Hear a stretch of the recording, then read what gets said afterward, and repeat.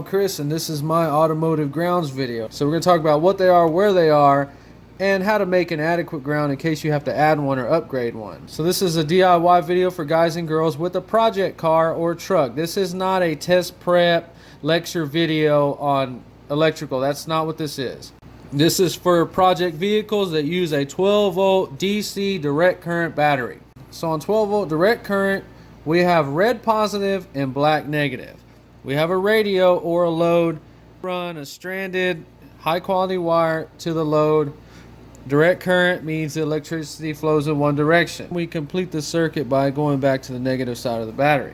This is your negative and your positive. On a 12-volt direct current system, all the components that you use are going to have marked wires, positive and negative. So in automotive wiring, all the wires coming off the positive side are always red, and they are always insulated. So wired correctly on your vehicle, 12 volts is not dangerous. But if you have adequate wires going to everything and adequate grounds, it's not going to shock you. So wire is just a conductor wrapped in insulation. That's all that wire is. So if it's not dangerous to us, then we don't necessarily need to run wires going back to our negative all the time. So what they do is they use anything that can conduct electricity. So on our car, we have three major components that are conductive. So we have a metal frame, metal chassis, and metal engine. All these conduct electricity. So what they do is they strap these or connect these three together. So the negative side of your battery cable grounds to your engine, and these are grounding straps. You can use wire as well. So now we have a path back to our battery, so we don't have to run extra wires or more wires than we need to.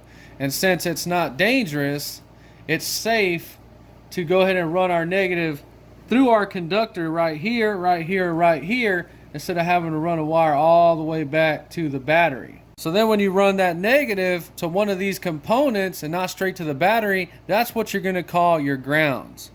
So you could run this to your frame and screw it right there, that's a ground.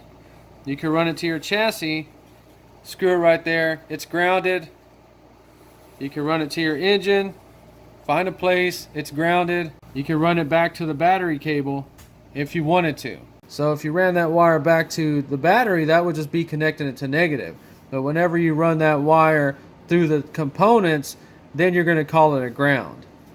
So whenever somebody says ground it to chassis, ground it to frame, that's what they're talking about. You're just connecting that negative path through a conductor so it eventually makes its way back to the negative side of the battery. So that's the basic general idea. Let's go in more depth now. So if you're restoring a car, you're trying to check the grounds out, it's very wise to get you an official wiring diagram. It's going to show you exactly where everything is grounded. You can use your diagram, Google search images, and out there on your car and just search for little holes that you always drill into the sheet metal or drill into the frame somewhere and put like a wood looking screw, a sheet metal screw, and kind of figure out if your grounds are missing. Clearly we can see we're supposed to have a ground to radiator support, a ground to engine, our headlights are grounded to the core support, our light harnesses have grounds to the core support, our horns, grounds right there. Gives you a real good idea if you're trying to go through an old car, especially one that you care about and want to keep. Fuel injected cars don't usually have a problem because people think computers and think wires, and they don't really mess with the wires. But for some reason, any car that had a carburetor on there, people just want to take all the emission stuff and take all the wires trying to clean the engine bays up, especially if your car has had the engine replaced or any type of engine swap. All those grounds can get disconnected, and usually they're never put back the way they're supposed to be. So all cars are wired up different from the factory, but the general idea is the same, and that's what we're doing in this video. Okay, so this video is about grounds, but we do need to address the most important and critical circuit in your car, and that's the circuit to your starter motor. That's going to do more work than anything on the whole vehicle. So some of the older cars actually have some really small wires here from the factory. Just go to O'Reilly and search the gauges and make sure that you get an adequate gauge.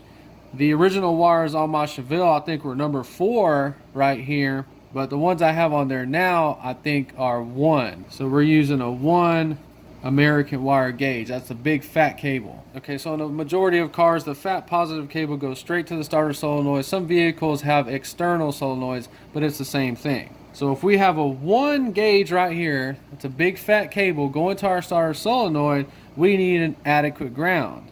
An adequate ground would be grounding this with a 1 gauge cable.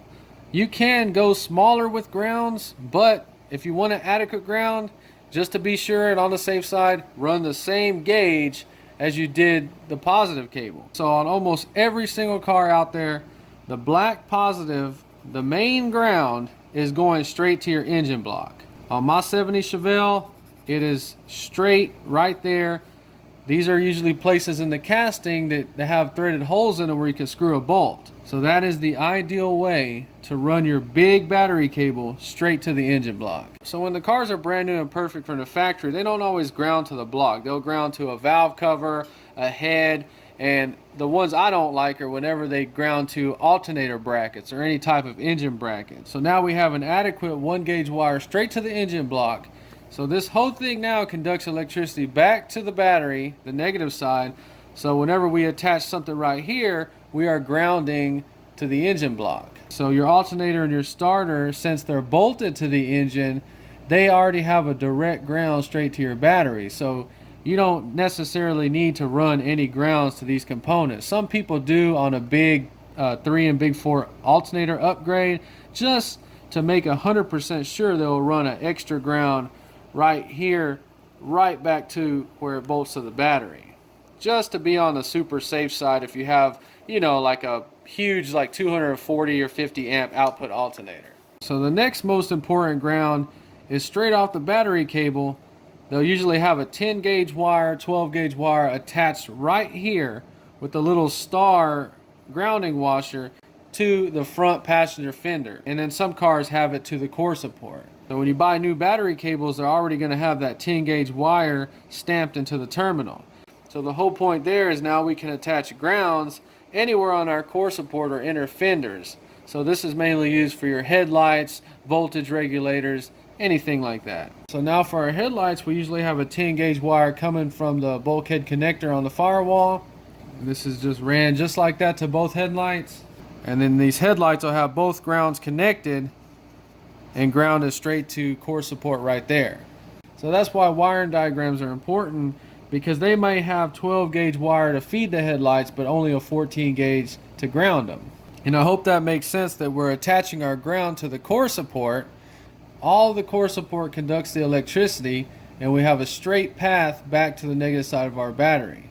So the next thing the factory connects is the engine ground to the chassis, and we see our firewall right here. So my car has 2 grounding straps that appear to be around 8 gauge, stainless so they don't rust and corrode, that are connecting the engine to the chassis. And these are always gone or missing. So every year they did it a little bit different. They would eventually go down and just run a grounding wire from the firewall to the bell housing bolts. So the point is, it doesn't matter how you connect these two with a wire or a strap, just make sure that you have some type of connection from the engine block to the chassis or body of your car. Okay, and then the most missing ground strap of all time has to be the one from the chassis to the frame. So on my car, they use the same braided stainless type with a permanent connection from the firewall to the frame. So like I said, it doesn't matter. You can use wire. Just make sure it's an adequate size wire.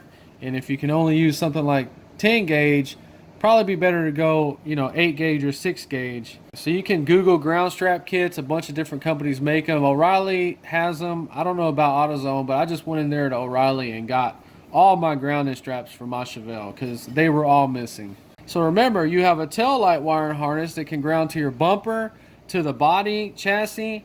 You also have a fuel sending unit that needs to be grounded to chassis. There's anything that's going to use 12 volts is going to have a legitimate ground somewhere. So the next one everybody messes up on is the dash. Even though you might have some kind of vinyl cover on there or whatever, the frame is usually steel. And on the older cars, it's completely steel. But the dash is its own piece that's welded in there.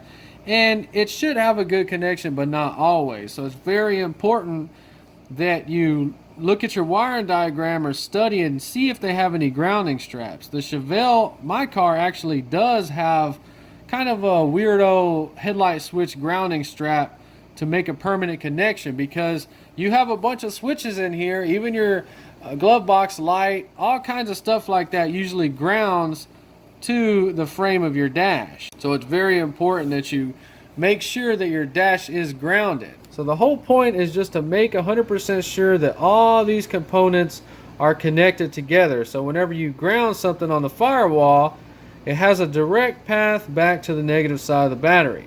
And just keep in mind that the only crucial circuit, the main circuit, is the one for the starter motor. So that's it for the video. I'm just trying to give you an idea on what the grounds do and where they should be.